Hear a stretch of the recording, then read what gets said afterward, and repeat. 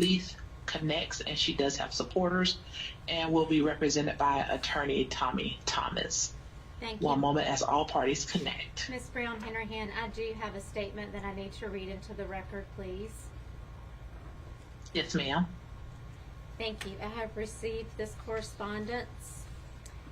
It is addressed to the Honorable Chair Kimberly Frederick, dated November 20th, 2024.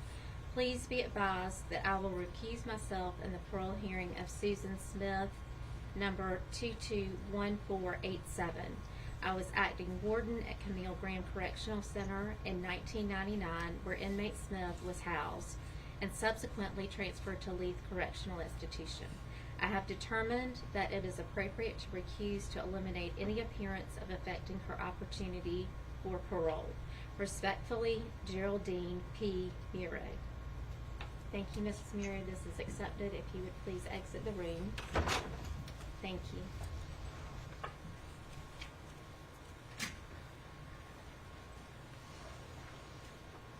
Mrs. Muro has recused herself of this case and has exited the room. Thank you. Thank you. And we have moved her site into the lobby briefly. And one moment as we admit all parties.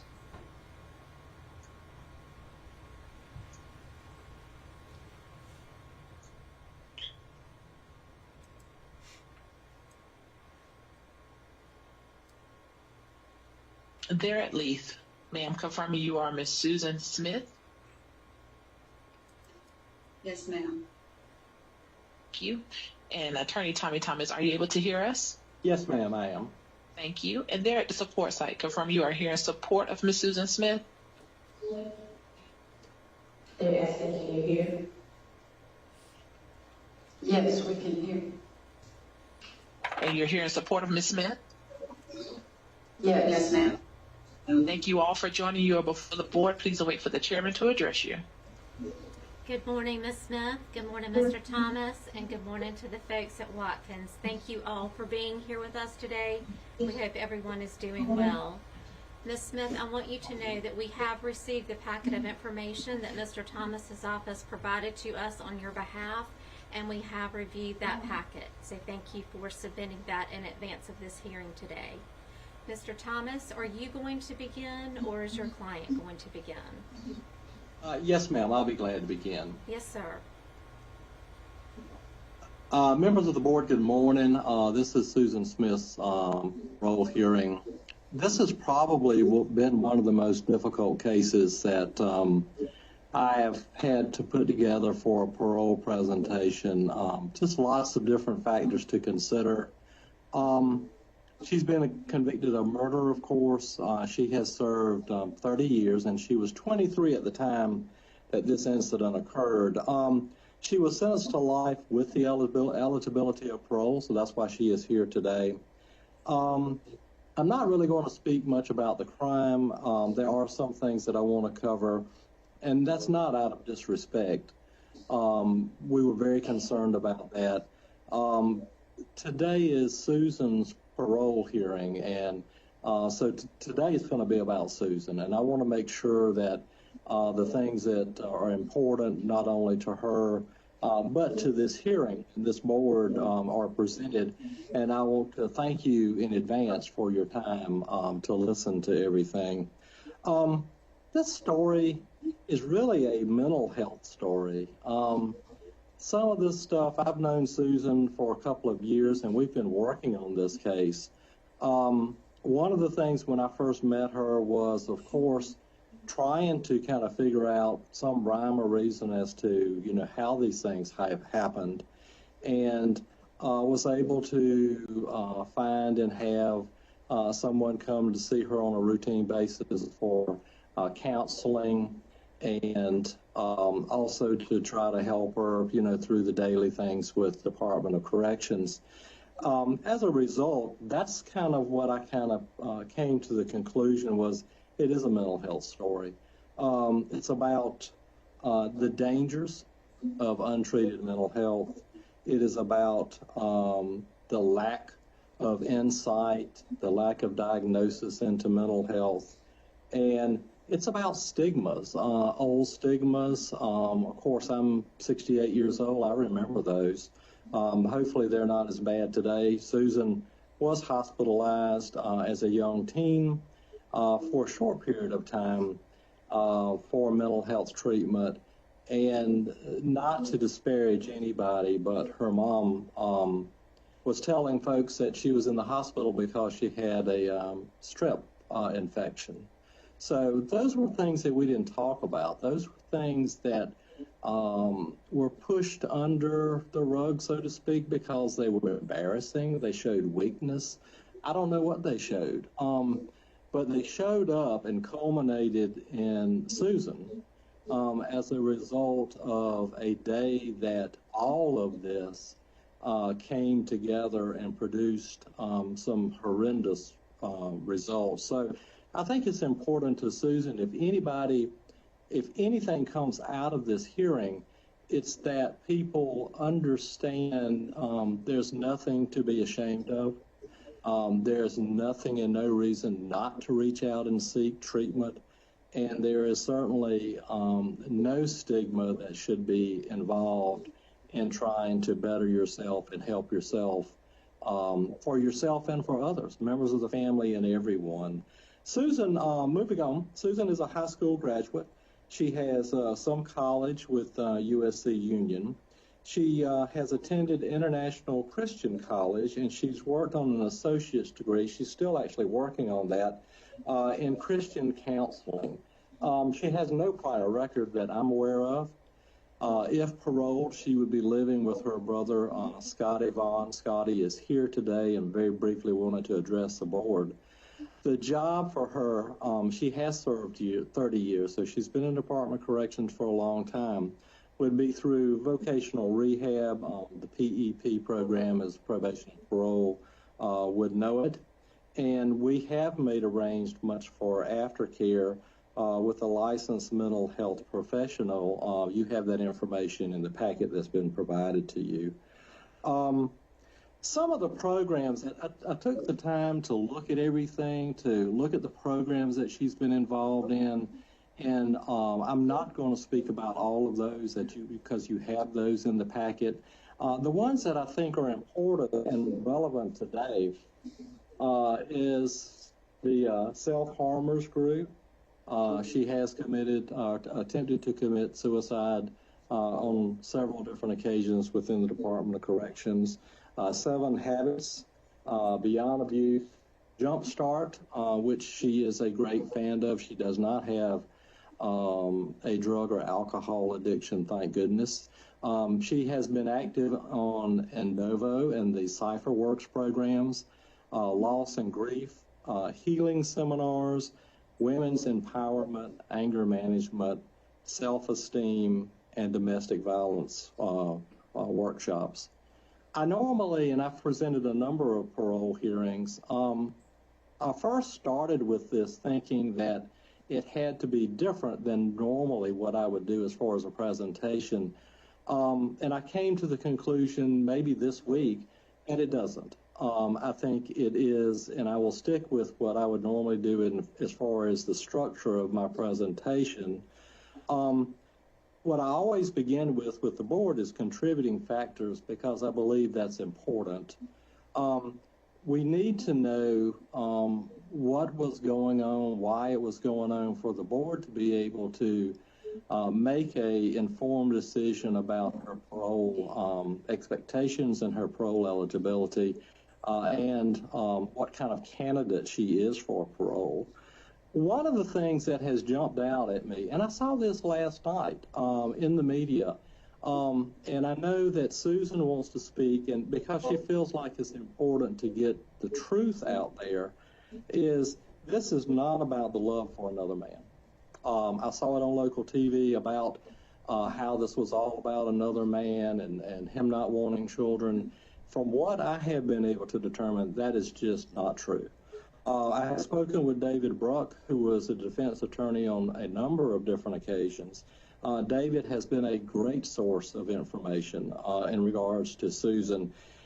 He indicated to me that this was a theory of a motive by the state. That's where we think it developed. However, this was never proven at trial, and it was actually abandoned by the state. So, but it has stuck. And I just wanted to, I know it's important to her to bring this to your attention. The contributing factors in this case were multiple stress points. They converged all at the same time. And we are certainly not trying to say anything about, the horrificness of this crime. It is, and she was found guilty. But we're trying to kind of maybe present to the parole board how these things developed and how it's possible that something like this could happen. One of the things that has been important in her life, and I think is a huge contributor to this crime, is the suicide of her dad at age 6. Horrific, just horrific. And she blamed herself. How could he leave me? And I think it sets the stage for the beginning of some serious mental health issues, some serious depression, which just kind of culminates and continues to snowball. And the lack of, recognition and treatment for this issue with her dad. I mean, it was like the old stigma of, we just tough through these terrible situations, and that's how it's done. It's not done that way. There were some attempts to get some sort of psychological help for her after a couple of suicide attempts, and never went anywhere. She was the child. The adults in the picture did not. Can't blame them. I think it was the times. Did not seek and try to understand the depth and the significance of this and what it was going to produce at a later date. Severe depression, potentially depression after the birth of her last child, which was also undiagnosed, and that postpartum depression that existed in a severe situation. Just in culmination, and I apologize for reading something to the board, but I've looked at so much material, and if I can beg the board's attention for a few minutes, I would like to say this and read this because I think it summarizes everything that I've been talking about and everything that Susan wanted to talk about what happened. She said to me, and this was not in preparation for parole, I found this buried in a bunch of documents that had been provided to me, and it is from Susan. And she says, I believe this is what happened to me on October 25th, 1994. I lost touch with reality. My thoughts were not rational nor logic.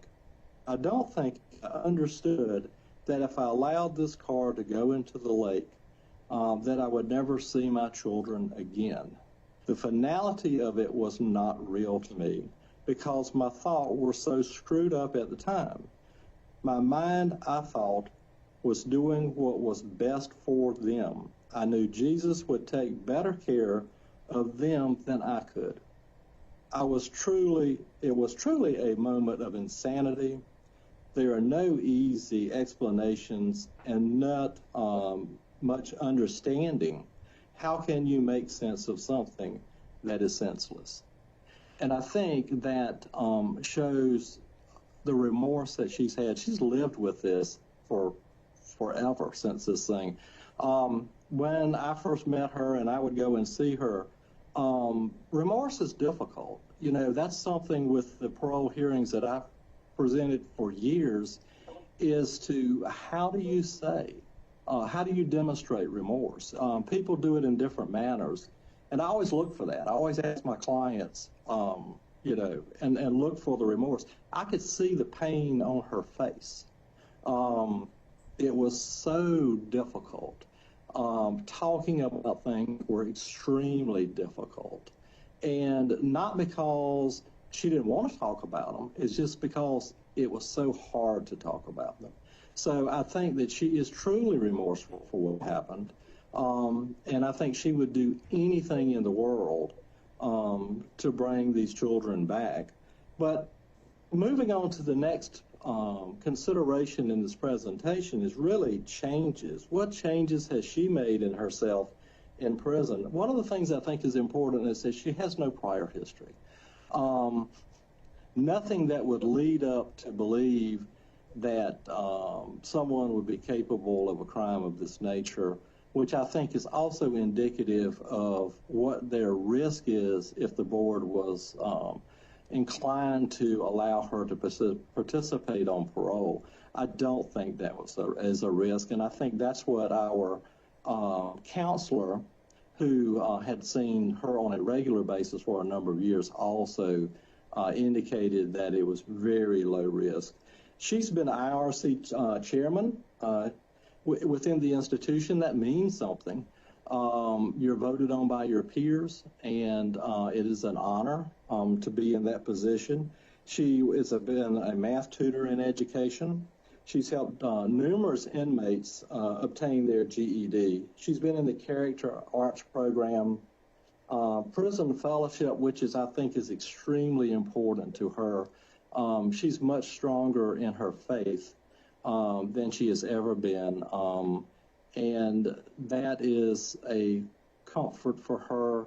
It's something that that she enjoys. It's something that is extremely important. Jumpstart, good program. She's been in that program. She would actually like to go to Jumpstart if the board would consider her for parole. He has been out of the program for a couple of years, and that would be, she'd have to do some other things for that to happen. So that's why we have chosen that she would go and live with her brother. Good, solid individual in the community, willing to help her in any manner. And one thing I've noticed from the family and friends is that we mourn with her the pain of this crime, but we still love her, and we're there for her. So she has that for her, and which is a great resource if the board was going to consider her for parole. One of the other things I've noticed is giving back to the community, arts and crafts. She's made arts and crafts that she's donated to charity. She's helped St. Jude's. She's helped staff members. She said that an insight into what's going on with her, stand on her own 2 feet, not to be influenced by others, live a better life, think before acting. And, you know, other people are affected by your decisions and your actions, and the importance of mental health. I think that comes back into what we're talking about. It's not an excuse, but it is certainly some indication or maybe explanation as to what was going on. The goals, and this is my final area for my presentation, is that I don't think she'll ever be able to forgive herself. That is something that she struggles with forever. I don't think that creates a danger to anyone, except potentially maybe a danger to her. Her medications, her mental health medications, have been balanced well by the Department of Corrections. I think she thinks as clear now as she ever has. I think that she is able to establish goals and what she would like to do in her life. And I think on the top of that list is to give back and to try to help others. She said that no one should suffer in the way that in their treatment. There is help available, and she wants to help to get out and maybe help to promote that that concept that there's help out there. You just have to seek it. And she said she'd like to live a quiet life, She would welcome supervision if granted parole, and maybe that is the best thing about this situation. From that type of situation is that if she's granted parole, it is for life, and she will be supervised and she will be monitored by the Department of Probation and Parole Services for the rest of her life. She said that she would welcome that because that is another pillar of stability that is available for her that she can reach out to. And she said that that would be a vital and instrumental part of her life. She loves animals. She said that would like to find a job helping with dogs and cats. I often ask my clients, if you could choose and you could make these wishes come true, what would you like to do? You know, what is the job that you truly would enjoy? Often that's different than the job that we have. And I think that job for Susan is the care for animals and being involved in that area of help. In closing,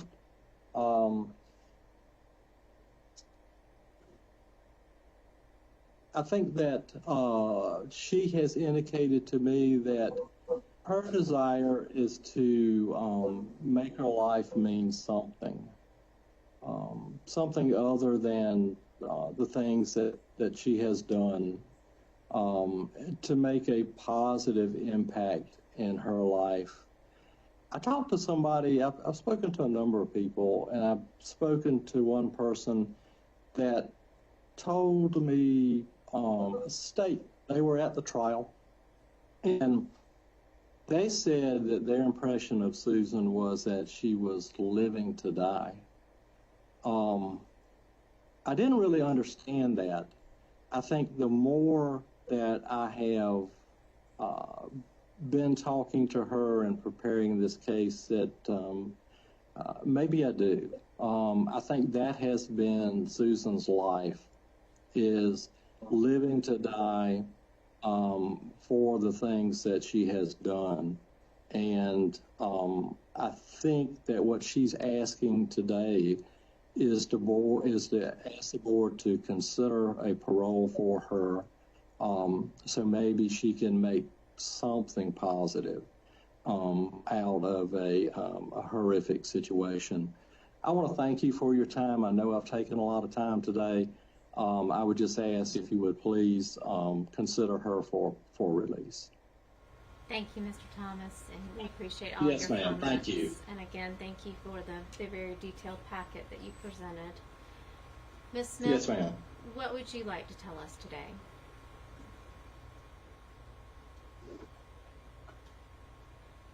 First of all, I want to say how very sorry I am.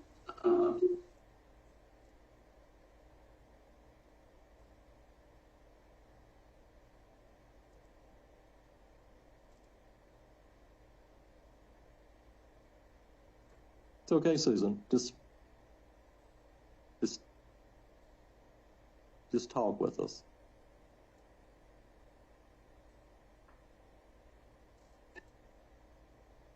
I know that what I did was horrible.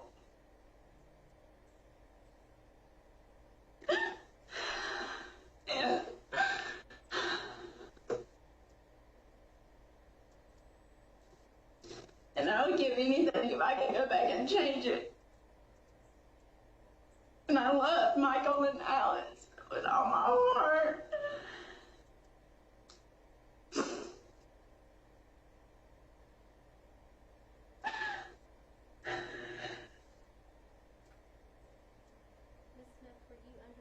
Influence of drugs or alcohol the night that you murdered your children?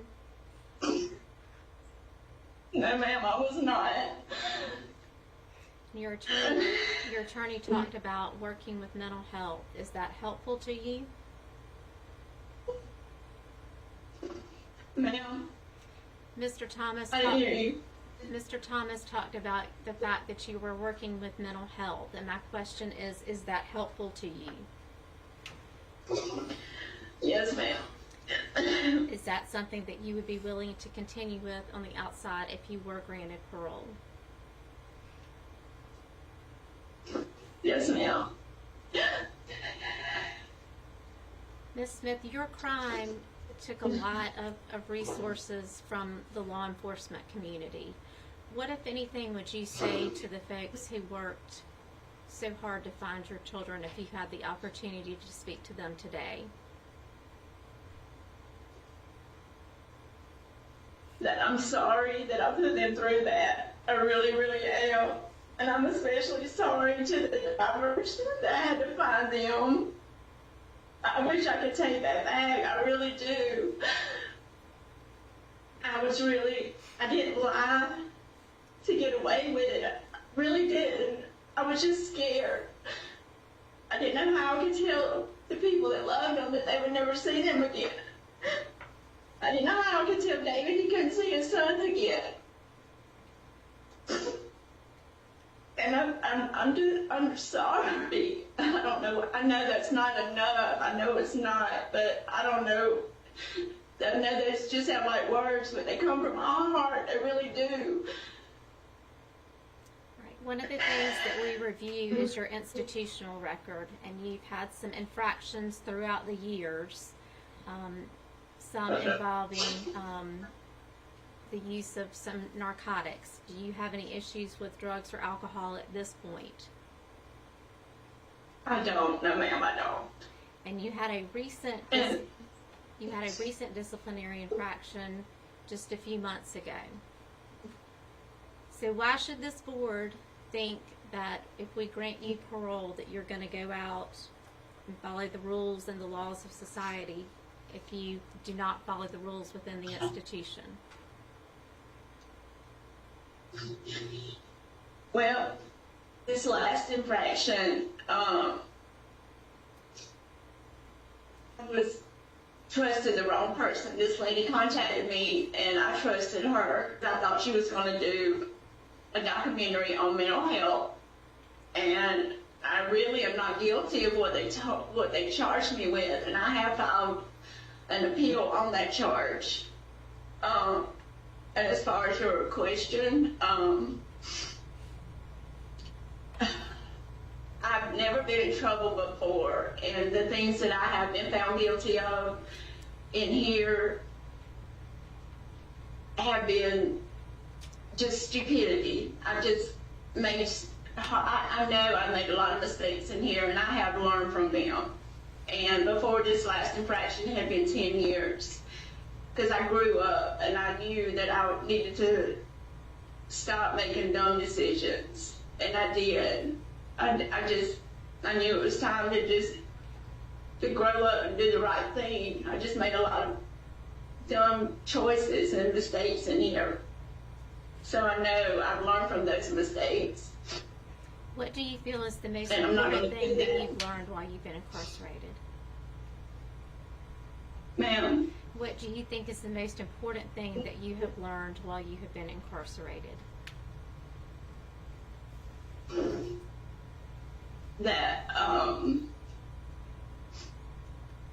that people are important, that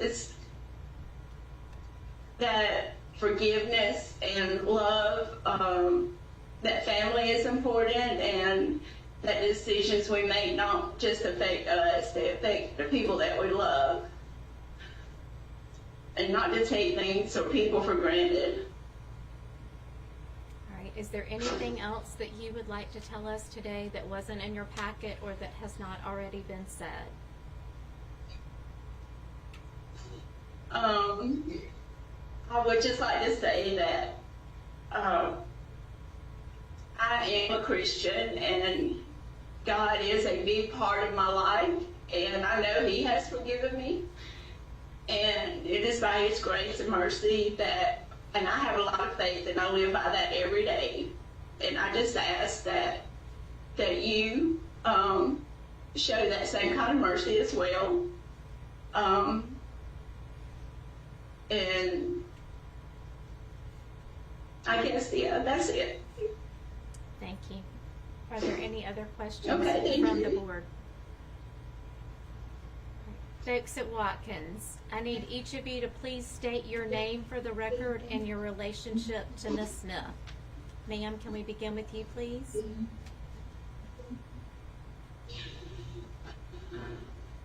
Ma'am, state your name and your relationship. What? Ma'am, state your name and your relationship. I did not, is it I? Yes, ma'am. I'm Ann Curry, and I'm a long-term friend and supporter of Susan. Thank you, Ms. Curry. And sir, your name, please? And the, State your name, sir, and your relationship. State your name and your relationship. okay, I'm the Reverend Tom Curry. I've known Susan briefly when she was a teenager, when I was called in for one session each, counseling about two different matters, once by her teacher and once by Susan. And I testified at her trial, in the sentencing phase, and I have kept up with her by writing her Thank you. weekly for the last 30 years. I did this because I felt that she needed somebody to remind her that her whole life was not caught up in that one experience, but that she could put her life back together, because her life was in such turmoil when all this happened. And I think she's a different person now. And that's what I want to talk about when I get a chance to say a word about it. I have new hearing aids, and I can't always hear your questions, but my mind's fine, and I'm just a retired Presbyterian minister along. Well, thank you, Mr. Curry. We appreciate that, and you're welcome. You're welcome to make your statement that you would like to make right now. All right. Okay, I want to start with her trial. Mr. Curry, let me interrupt you before you get too far into that. We are not here to retry her case in any form or fashion. That is not the purpose of the parole board. We are here to determine if she is a good candidate for parole, and if so, we would set the parameters of that parole. But in no way can we discuss the trial or retry her case. She was convicted of 2 counts of murder. If you'd like to speak to anything outside of that, you're welcome to. Okay, me now. I just want to say 2 things about the trial. I only went to the trial for one part of one morning to testify in the sentencing phase against the death penalty. And the 2 things that I picked up from the trial itself was, one, a prison guard who came, a female, who said that she had not seen a criminal as remorseful as Susan was, and that she felt her remorse for what she had done was genuine. And the second thing was one of the jurors. The prosecuting attorney was pushing hard for the death penalty, and the jury voted not, and they voted life, as y'all have already mentioned. But one of the jurors said that she felt like that it would be harder for Susan to live with what she had done than to die. And I thought that was a true statement. And it certainly has been for Susan during her 30 years in prison, and especially the first part of her time that she was there. It's been mentioned she attempted suicide several times, and she had a couple of run-ins where guards were able to use her for their pleasure, and that's a bad situation, and was dealt with, and she was not the only prisoner involved. All right, thank you, Mr. Curry. Thank you for your comments. Thank you for your comments. Mrs. Curry, do you wish to say anything? Yes, please, and thank you for letting us speak. I just want to say that I really think Susan is ready for parole now. She has surrounded herself with a caring support community that advises and encourages her, and she listens to them. As Mr. Thomas said, she has done everything she can to prepare herself to live outside of prison and taking courses and learning how to teach and caring about other people and working on teams and projects together. And thirdly, as both of them have said, she is not the young woman who went into prison 30 years ago. She is much stronger. She has grieved, is still grieving, will always grieve. But she's learned from it. And she has experienced paralyzing remorse and survived. Today, she wants to begin to rebuild her life, and I hope you'll give her that chance. I want to say one more word. For the last 2 years, now remember, I wrote her for 30 years, once a week, pretty close to every week. And that is, the last 2 years, I've ended my letters by saying, Susan, you live in a needy place. Right? Share God's love with those around you and with your other contacts, but always live in hope for your own future.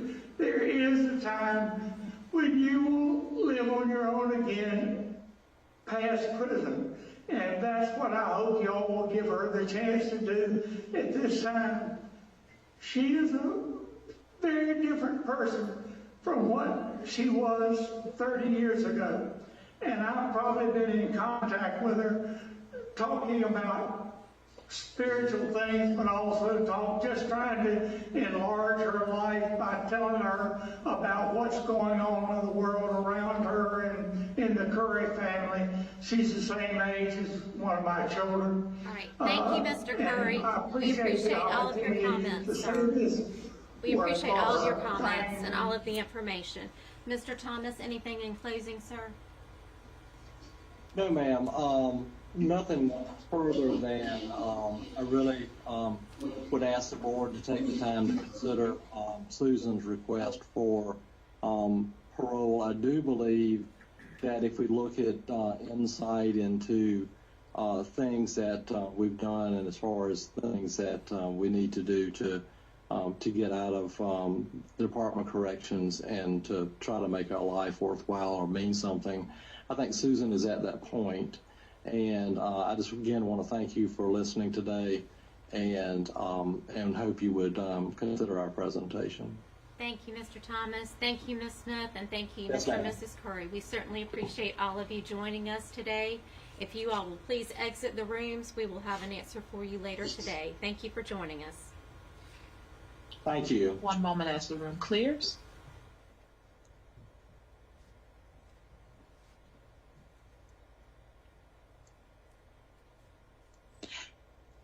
And the room is clear, and we do have additional testimony facilitated by the Office of Victim Services.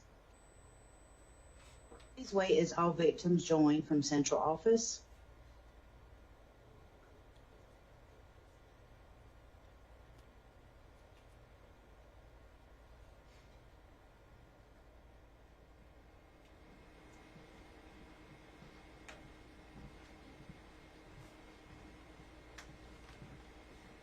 Good afternoon.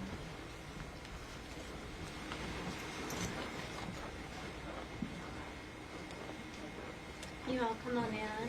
Thank you.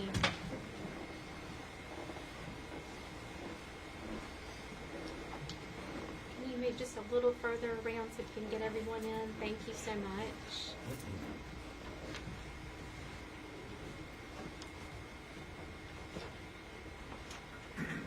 Thank you. Good afternoon. You all are here for the parole consideration case of Susan Smith. Is that correct? Yes. We are so very, very sorry for the circumstances that brought you all to be a part of this hearing today, but we cannot tell you how much we appreciate you joining us and being here with us today. Thank you so much. Before we begin, I do need each of you to please state your name for the record and your interest in this case. Sir, can we begin with you, please? Stand up. You don't have to stand up. You do whatever's comfortable for you. David Smith. I'm the father of Michael and Alex. Thank you, Mr. Smith. I'm Tiffany Smith. I am David Smith's wife. Thank Rebecca Smith French. I'm the aunt of Michael and Alex. I'm Savannah Smith, and I am David's daughter, Michael and Alex's sister. Austin Hughes. I'm a friend of the victim family. I'm Tommy Pope. I was the solicitor in the original trial. I'm Kevin Brackett. I'm the 16th Circuit Solicitor currently and was a prosecutor on the original case. Laura Hudson with the Crime Victims Council. Mark Reynolds. I'm with the victim's family. Billy Bailey, personal friend. Kathy Bailey, personal friend. Jeff Bailey, Sheriff, Union County. Scott Cooper, Sheriff's Office, Union County. Michael Cogdill, documentarian. Rita Swan, aunt to Michael and Alex. Doug Smith, Dave's uncle. Thank you all, and again, we are so very, very sorry for the circumstances, but thank you for being here with us today. We do have the facts of the offense, and we've heard from Ms. Smith. Now we want to hear from you all, whether you were for or against parole, and if anyone would like to make a statement, you are certainly welcome to do so. Mr. Smith, would you like to begin, or would you like to conclude at the end? It's completely up to you. Conclude at the end, please. Okay. Who would like to speak first? I'll speak first, please, ma'am. Thank you. Yes, sir. So I'm Tommy Pope. I was the 16th Circuit Solicitor, and this was a death penalty case. And the reason it was a death penalty case, you know, the solicitor has that discretion, but the reason it was a death penalty case, you know the facts and circumstances, and I just felt strongly that had the black man with the toboggan committed the crime, people would expect a death penalty. If David Smith had committed the crime, people would expected the death penalty. And I thought it was very important that the portrayal that Susan Smith showed, that she be treated the same. We knew it was going to be difficult. We knew there was a likelihood of not achieving the death penalty. But I think it's important to note the jury at the time actually asked, what did life mean? And you may be aware, but in that time, life did not mean life. Life became life in 96. We tried the case in 95. So the jury was asked, and the judge was required to instruct the jury that you take life and death in its plain and usual meaning. Carrying that forward, the jury showed her mercy. The jury gave her a life sentence. But one of the jurors, or more of the jurors, after the fact, and speaking to the media, said that they believed the life sentence was the greater punishment because they believed that Susan should have to reflect on what she did to Michael and Alex, that she should have to spend the rest of her life thinking about what she'd done. The two fallacies in that logic that the jury could not have known are, number one, obviously we're here today, so life did not mean life.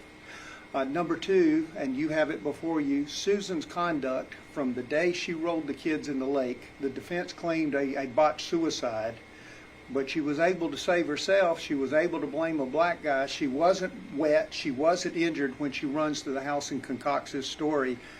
Susan has always focused on Susan. I will believe to the end of my time that Susan made a horrible, horrible choice to choose a man over her family.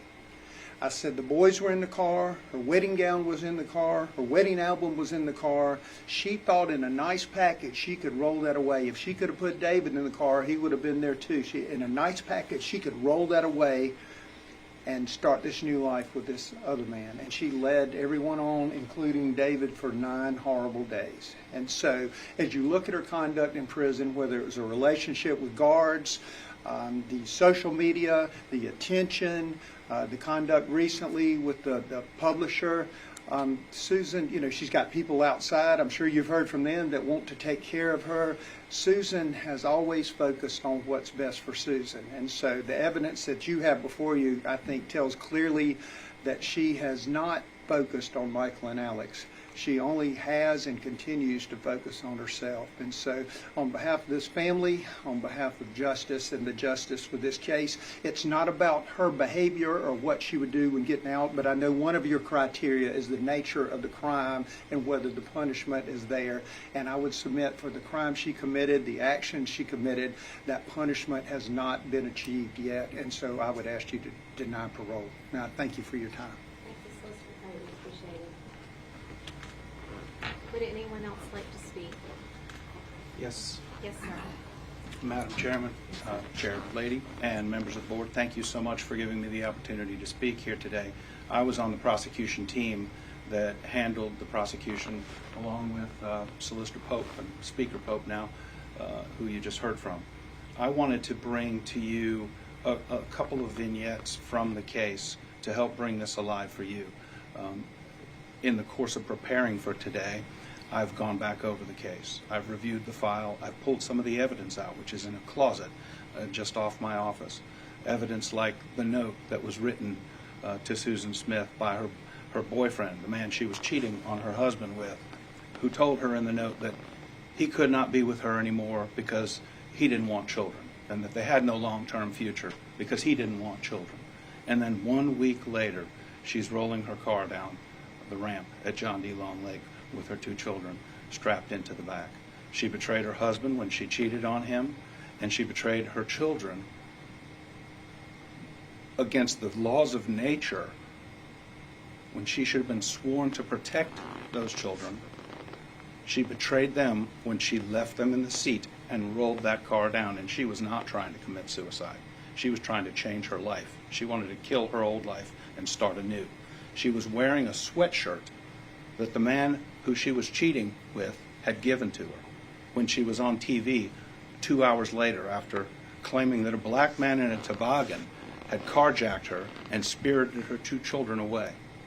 How many black men in red Mazdas got pulled over across the country because they were looking for those 2 kids and they were looking for this fictitious man that didn't exist, purely a figment of her imagination?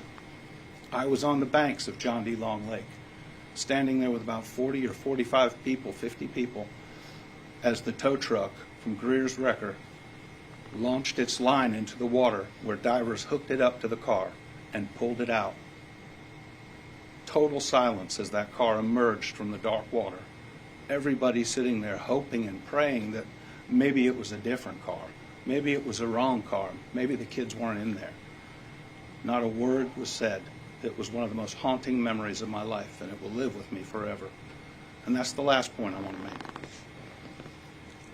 You're going to hear from this man, and he's going to tell you what this did to him. I can't begin to describe it. I sat in court and listened to him testify, and it was heart-wrenching as he described that his hopes and dreams for the future were destroyed that night when she killed their 2 children.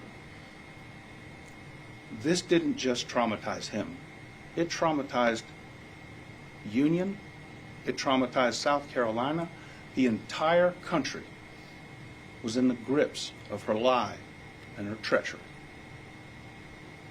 The entire country. This was a global sensation. People were fixated on this.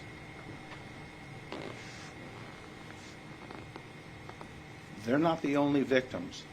And on behalf of the community that I represent now, I don't believe she should ever be released from jail until the last person alive who remembers Michael and Alex is dead. And that will not be in her lifetime. She should never be released, and she should not be released now. His hopes and dreams were dashed. I hope you dash hers today and every 2 years hereafter. Thank you, Solicitor. Does anyone else wish to speak?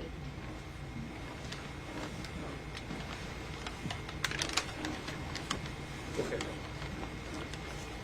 You're welcome to stay seated if you're more comfortable, whatever's best for you. Great, thank you.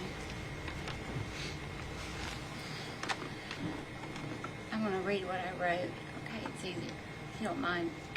When Susan murdered Michael and Alex, she altered the course of my life and my family's life forever.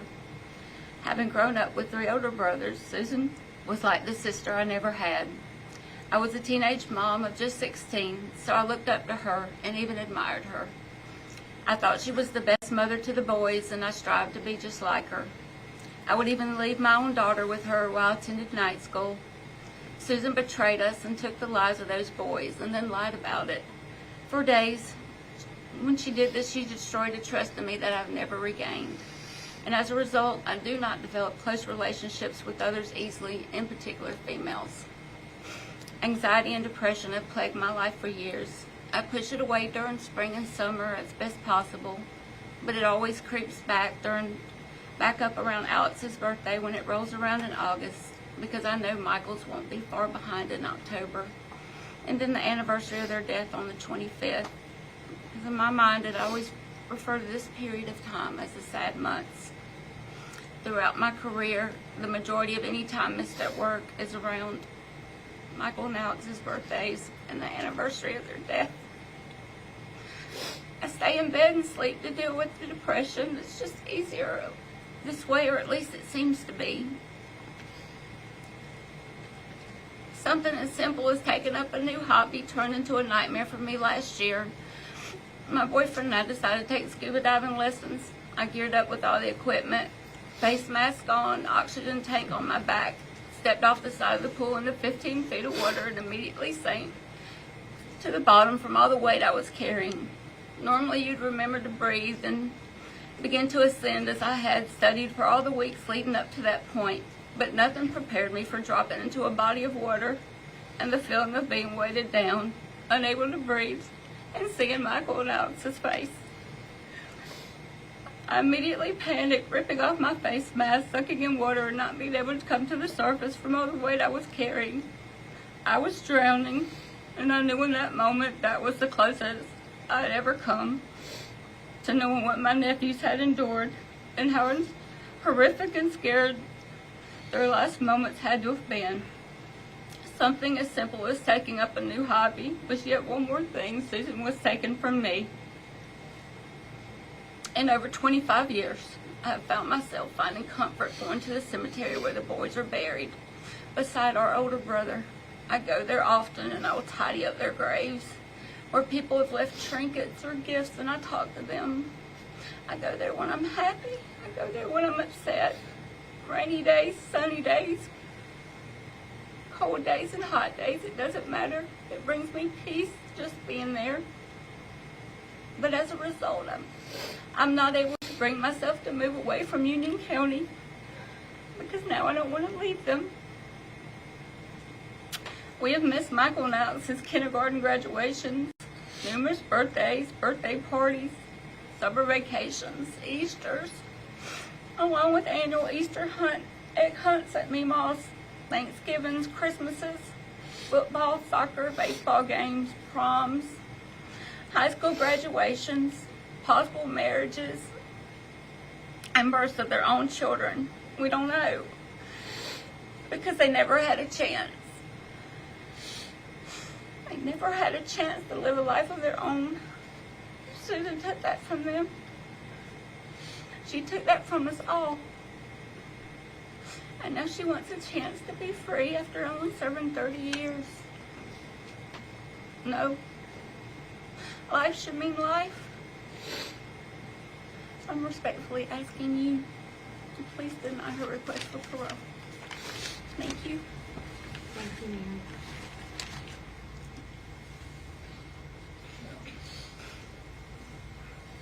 I apologize if I get a little bit emotional. I drove down from Detroit on Monday night, which was Halloween before of that week, and a young man, middle-aged man then, I'm an old man now, but the boys never got to. As Becky said, they missed a lot. They missed their life. Today they would be in their 30s. David would probably be a granddad. The boys were still here. I took my sister out to the lake yesterday, and it's a beautiful drive out there. I was just thinking, all that time she had time to change her mind, to stop and turn around and not go through with it, but she did. And then the boys were gone. A year later, I came back down for the trial.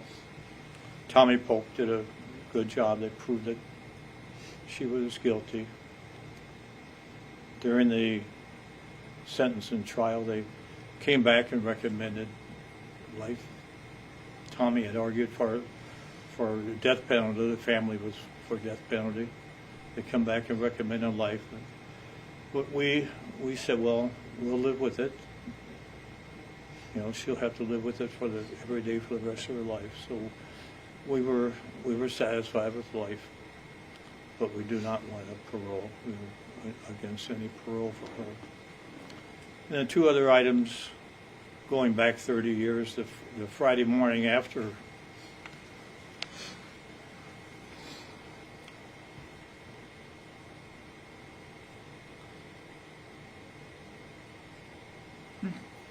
apologize.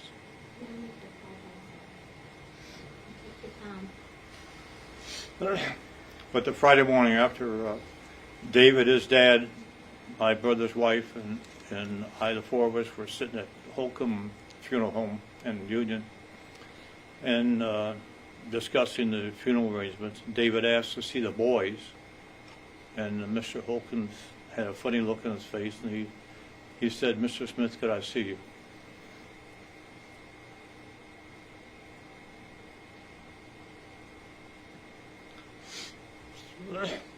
So we went out, and he said, "You know, your nephew can't see the boys."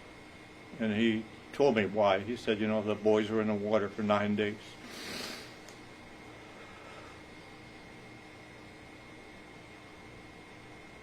So I went back and told David, I said, "You know, it's better that you don't see the boys."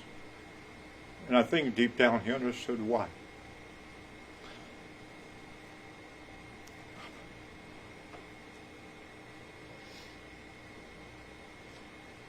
The next day, Saturday, three of us, David, his dad, and I, went out to the Bougainville United Methodist Church Cemetery and to look where the boys are going to be buried.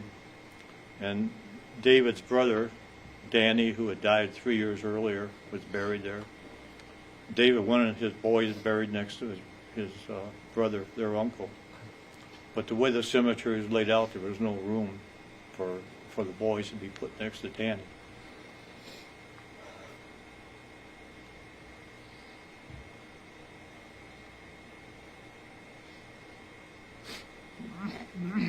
So I found the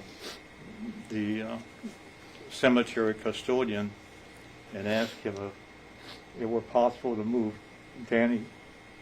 And he said, "Well, yes, if that's what the family wants, we can move Danny." So I went back and saw my brother. Said, "You know, David wants the boys to be next to their uncle. Would you have a problem if we moved Danny?"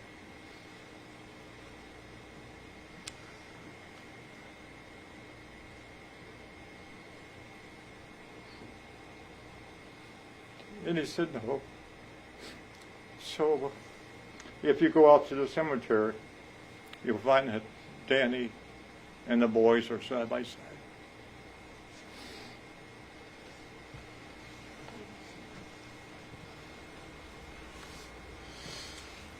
Does anyone else wish to speak? Yes, I'll go, please. Yes, ma'am. So as David's wife, I have stood by him for the last 30 years and watched his pain, his suffering, his dark days that you cannot imagine. It's been hard as a loving wife to stand back and watch him suffer the pain that he has gone through. To not want to get out of bed some days. To not be able to get out of bed.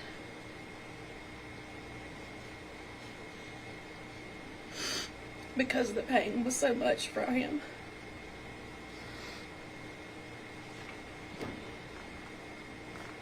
And for 30 years we had thought this day would never come. But yet here we are.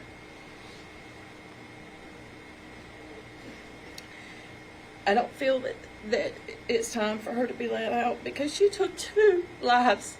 She didn't just take 1. She took 2 precious little boys that we haven't been able to watch grow up. And as Becky stated earlier, all the things that we've missed out on because of them not being here, all the things they missed out on growing up and doing.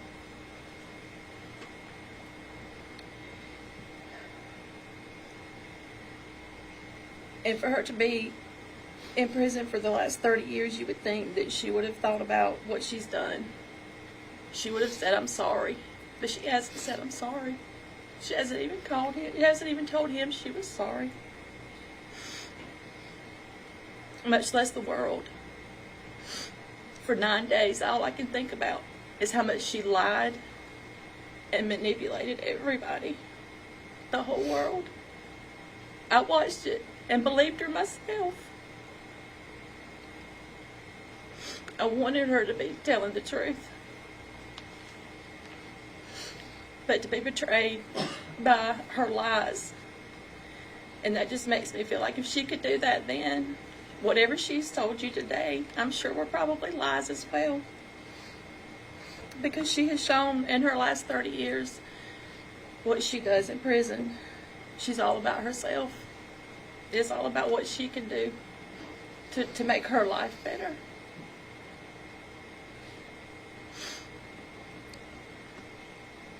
Michael and Alex didn't get a chance at life. They were forced the death penalty. She took that from them.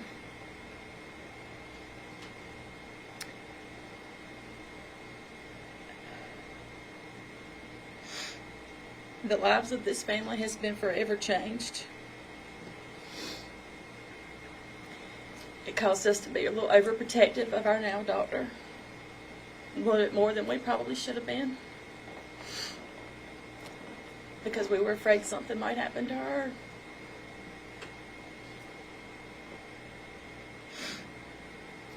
It's changed the way we look at life. It's changed the way that we look at everybody.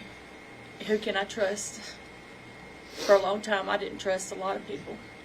I had to be careful, around certain people. I didn't know if I could trust them or not. All because of her lies.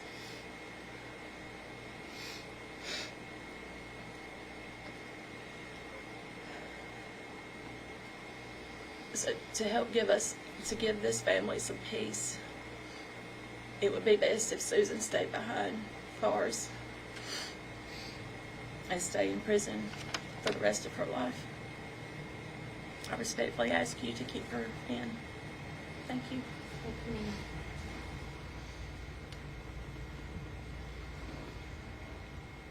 Does anyone else wish to speak for Mr. Smith?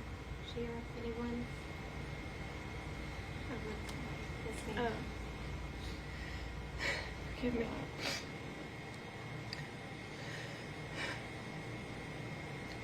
Most of what I have to say is going to be pretty redundant. But primarily I would just like to focus on, since I came after the fact, what I had stolen from me was 2 older brothers, the good and the bad of having older siblings. And I now try to use my life as a way to live for them. And growing up, I didn't quite understand it my whole life, but when I finally did, I felt like I had witnessed it, like I was there. The pain that not only was caused to me in like a domino effect, but what I have seen firsthand with my father, my aunt, and our whole hometown. We can no longer say that we're from Union County without Susan's actions being brought up.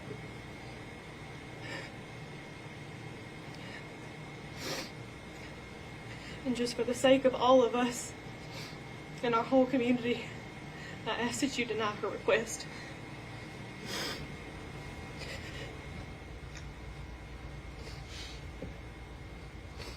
Mr. Smith, you're welcome to stay seated if you are more comfortable.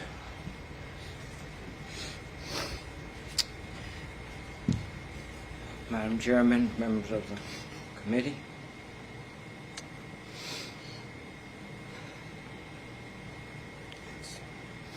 It's been a tough 30 years. I'm not here to speak about what she's done in prison. You all have the records and accounts of all that. Just here to advocate on Michael and Alex's behalf and as their father.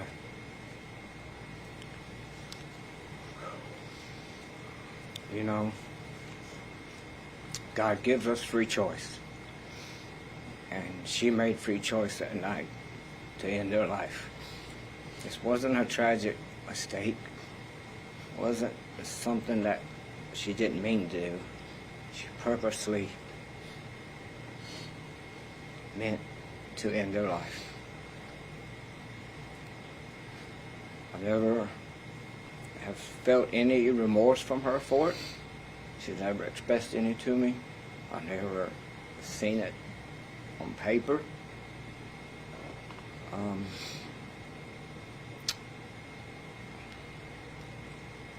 No, she, as you've heard, she changed my life for the rest of my life that night.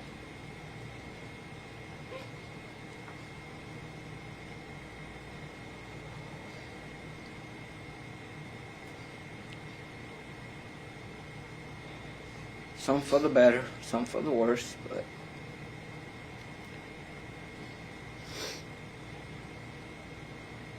what she did, not only to Michael and Alex, she came pretty close to causing me to end my life because of the grief that she brought upon me. But thankfully she didn't. I understand back in 95 that through the state's law, life in prison meant 30 years to life. And now that's different, but at that time, that's what counts. I understand that.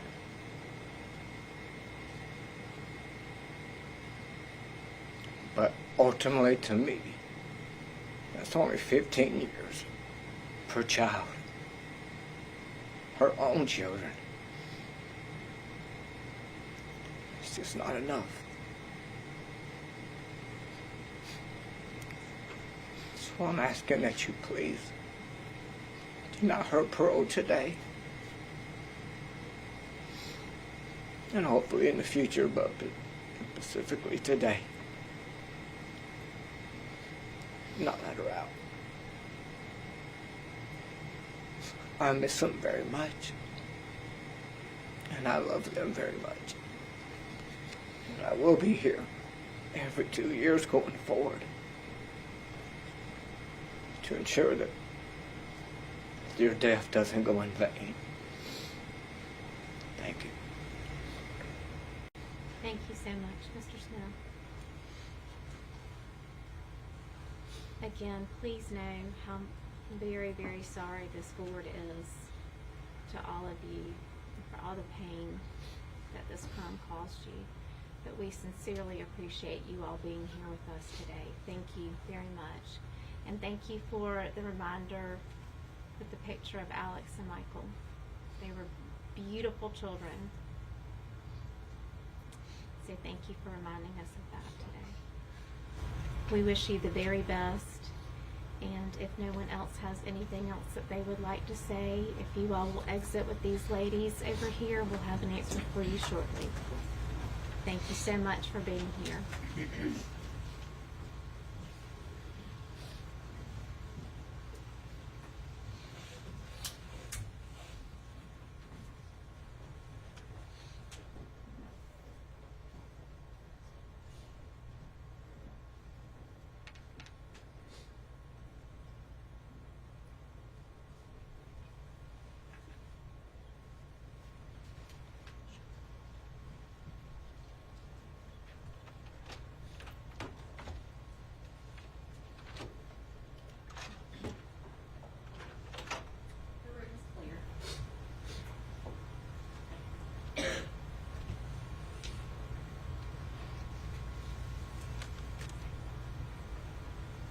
As a reminder, Mrs. Mira did recuse herself. Ms. Susan Smith is denied parole. The vote is unanimous. Numbers 1 and 6. Thank you. Thank you.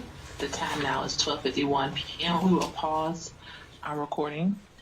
Ms. Hunter, if you can advise when the recording has been paused. The recording has been paused. Thank you so much. Thank you so much. This is Valerie Suber, Associate Deputy Director for Paroles, Pardons, and Relief Services.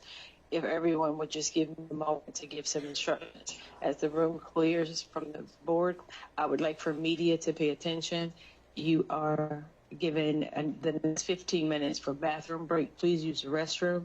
Prepare yourselves for the press conference. We will allow you into the building beginning 15 minutes from now. Once we check you in, we'll start the press conference once everybody is inside. If there are any questions, please address them to the staff and we'll get you an answer as quickly as possible.